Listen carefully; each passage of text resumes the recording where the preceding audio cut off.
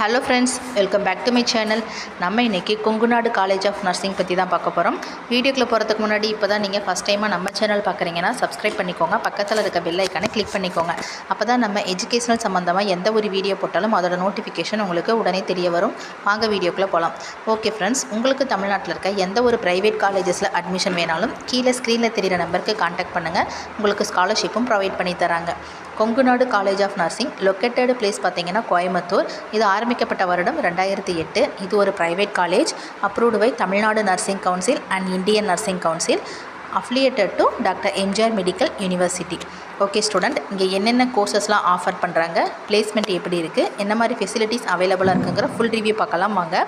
BSc nursing, இதோட duration period பார்த்தீங்கன்னா 4 years.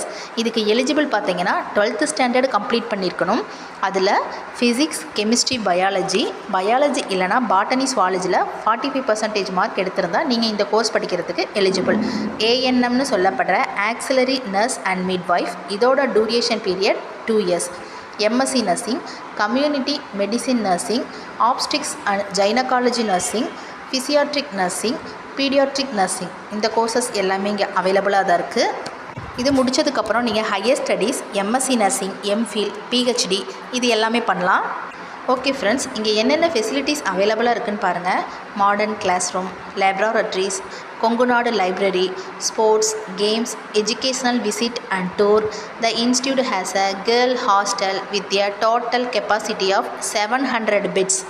Cafeteria, sports complex, auditorium, hospital, medical center, gymnasium, transport facility, auditorium, seminar hall, waiting room, guest room எல்லாமே அவைலபிளாக தான் இருக்குது. Okay friends, ஒரு nurse course படித்ததுக்கப்புறம் என்ன மாதிரி ரோல்லாம் இருக்குதுன்னு பாருங்கள்.